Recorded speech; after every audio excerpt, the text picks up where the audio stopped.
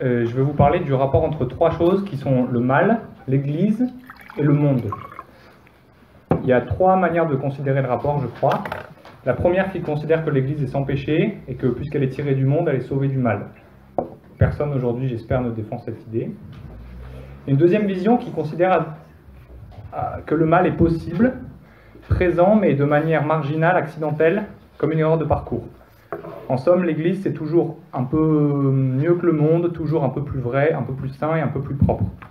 Cette vision se croit humble parce qu'elle s'oppose à la première, et cette médiocrité, comme souvent la médiocrité, est extrêmement dangereuse, et explique beaucoup de choses, je crois. La troisième vision, qui est la plus humble, je crois, c'est que le mal est nécessaire et central dans l'Église, voire institutionnel, et que l'Église, en termes de mal et de péché, n'a rien à apprendre au monde.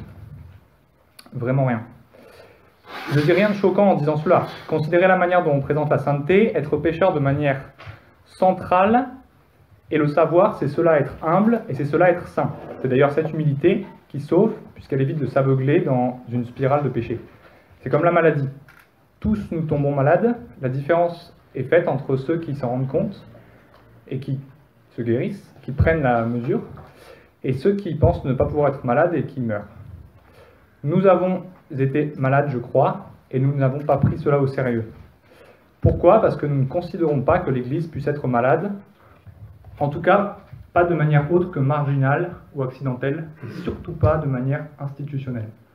Et il est étrange de voir comment les principes d'humilité que nous appliquons de personne à personne sont négligés, voire renversés quand nous parlons des rapports de l'Église et du monde. Et ceci vient d'une mécompréhension grave de ce qu'est la sainteté de l'Église. Les saints en tant que personnes se placent comme les plus vils des hommes, et l'Église, en tant que sainte, se placerait comme supérieure au monde. Ça n'a aucun sens. Et il faut que nous réapprenions, parce que tout ça nous le savons, c'est-à-dire sur papier, il n'y a pas de souci si on va voir les textes, et si on demande de manière formelle à quelqu'un, ça nous le savons.